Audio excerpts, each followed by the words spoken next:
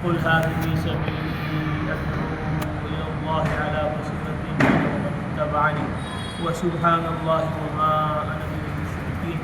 وقال النبي صلى الله عليه وسلم بلغوا عني ولو آية. وقال النبي صلى الله عليه وسلم لغربة في سبيل الله أو روحة خير من الدنيا وما فيها أو كما قال عليه الصلاة والسلام. اللہ جل جلالہ والمنوالہ نے اپنی لا شک لا ریب کتاب قرآن مقدس میں ارشاد فرمایا، قل حضرت محمد صلی اللہ علیہ وسلم کہہ دیجئے، ھذہ سبیلی ادعو الی اللہ، میرا راستہ یہ ہے کہ میں اللہ کی طرف دعوت دیتا ہوں، علی بصیرۃ، پوری بصیرت کے ساتھ، پورے یقین کے ساتھ، انا، میں بھی دعوت دیتا ہوں، ومن اتبعنی، اور جنہوں نے میرا اتباع کیا، مفسرین نے لکھا ای ومن آمن بی، جو مجھ پر ایمان لایا، چاہے وہ گاؤں کا ہو، شہر کا ہو، امیر ہو، غریب ہو، مرد ہو، عورت ہو، بوڑھا ہو، جوان ہو، امام ہو، مقتدی ہو، مؤذن ہو، متولی ہو، معلم ہو، متعلم ہو، پیر صاحب ہو، مریض صاحب ہو، جو ہو جہاں کا ہو، جس نے کلمہ پڑھ لیا لا الہ الا اللہ محمد الرسول اللہ صلی اللہ علیہ وسلم، اس کے ذمے دعوت دینا ہے، اس کے ذمے تبلیغ کرنا ہے، اس کے ذمے اللہ کے بندوں کو اللہ کی طرف اس طرح بلانا ہے جس طرح میرے ذمے اللہ کی طرف بلانا ہے۔ یہ رسول اللہ کی خصوصی صفت ہے۔ اللہ فرماتے ہیں قرآن شریف میں، یا ایھا النبی انا ارسلناک شاہدا و، اے نبی ہم نے آپ کو شاہد بنایا، ہم نے آپ کو گواہ بنا کر بھیجا کہ آپ گواہ ہو ہمارے اللہ ہونے کے، ہمارے خدا ہونے کے، ہماری توحید کے آپ گواہ ہو، کہ اللہ نے اپنے نبی صلی اللہ علیہ وسلم کو اپنا آپ دکھلایا، اپنی زیارت کرائی،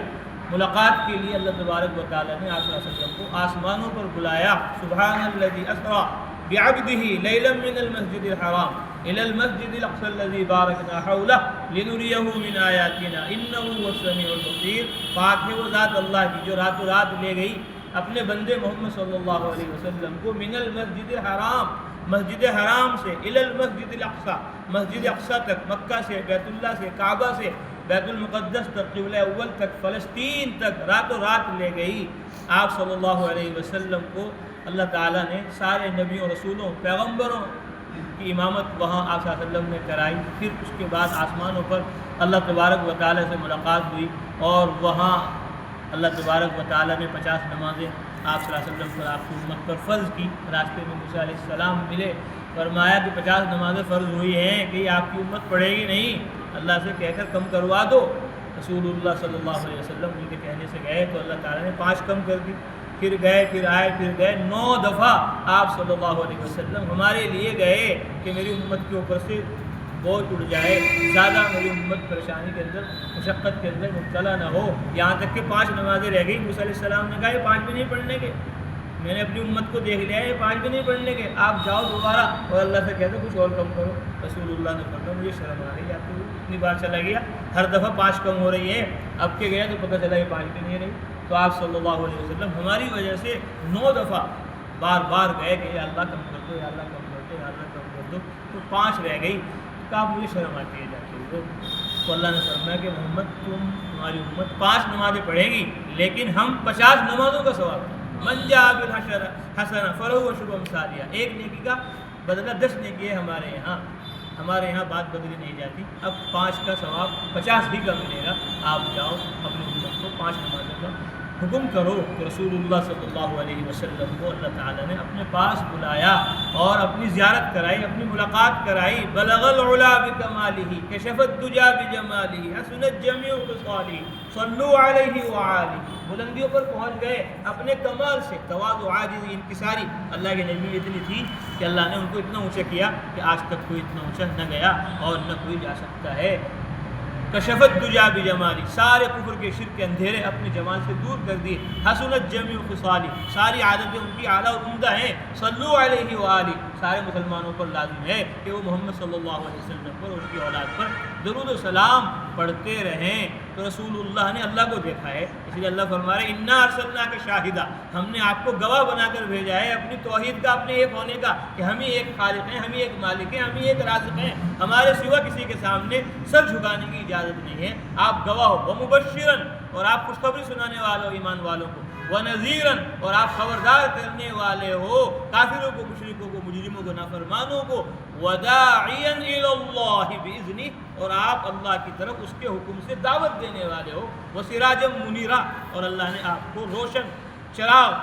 بنا کر بھیجا ہے۔ روشن سورج نہیں کہا، روشن چاند نہیں کہا کہ چاند سے چاند نہیں روشن ہوتے، سورج سے سورج روشن نہیں ہوتے، چراغ سے چراغ جلتے ہیں کہ محمد صلی اللہ علیہ وسلم تمہارا نور صحابہ لیں گے، صحابہ کا نور تابعین لیں گے، تابعین کا نور تبع تابعین لیں گے، یہ سلسلہ نور ہدایت کا، سنت شریعت کا قیامت تک سینہ بسینہ تمہاری امت کے ذریعے سے قیامت تک پہنچتا رہے گا۔ تو رسول اللہ صلی اللہ علیہ وسلم کی صفت ہے داعیاً الی اللہ، اللہ کی طرف دعوت دینے والے۔ قل ھذی سبیلی ادعو الی اللہ، کہہ دو میں اللہ کی طرف دعوت دیتا ہوں، میں بھی، ومن اتبعنی اور جو میرے متبع ہیں، میرے پیروکار ہیں، میرے امتی ہیں، وہ بھی دعوت دیتے ہیں۔ اب ہم میں سے ہر ایک اپنے گریبان میں جا کر دیکھ لے کہ میں کتنی دعوت دے رہا ہوں، میں کتنی تبلیغ کر رہا ہوں، میں اپنے بھائیوں کو، دوستوں کو، محلے والوں کو کتنا سمجھا رہا ہوں، کتنی میں دعوت دے رہا ہوں۔ دعوت دینے تو دور کی بات ہے، تبلیغ کرنا تو دور کی بات ہے،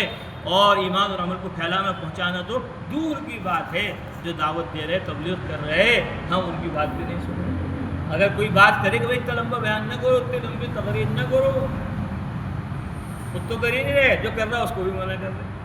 حالانکہ ہم سب کی ذمہ داری ہے، ہم سب مسلمانوں کی ذمہ داری ہے، خاص طور پر ان لوگوں کی جو مسجد میں آ رہے ہیں، جو نماز پڑھ رہے ہیں، ان کی ذمہ داری زیادہ ہے۔ حضرت مولانا اشرف علی تھانوی رحمۃ اللہ علیہ فرماتے تھے مجھے شکایت بے نمازیوں سے نہیں ہے جو نماز نہیں پڑھ رہے، جو مسجد میں نہیں آ رہے، کہ وہ تبلیغ نہیں کر رہے، دعوت نہیں دے رہے، ان سے کیا شکایت، وہ تو خود اپنی فکر نہیں کر رہے بیچارے، دوسروں کی کیا فکر کریں گے وہ۔ مجھے شکایت نمازیوں سے ہے کہ نمازی جتنا اپنے ذمہ نماز کو ضروری سمجھ رہا ہے کہ تکبیر اولیٰ نہ چھوٹ جائے، پہلی رکعت میں چھوٹ جائے، اگر چھوٹ جائے تو غم ہوتا ہے کہ جتنا غم تمہیں نماز کے چھوٹنے کا ہو رہا اتنا غم تمہیں تبلیغ کے چھوٹنے کا کیوں نہیں ہو رہا۔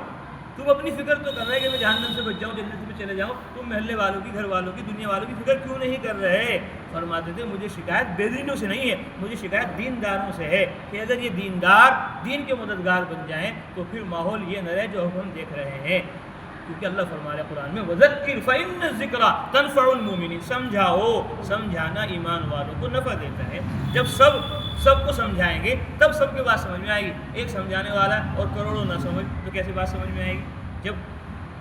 مولانا الیاس صاحب رحمۃ اللہ علیہ فرماتے تھے کروڑوں کے لیے جب تک کہ لاکھوں کھڑے نہیں ہوں گے اس وقت تک کے کام بنے گا نہیں۔ کروڑوں کے لیے کم سے کم لاکھ تو کھڑے ہوں، 100 کے لیے کم سے کم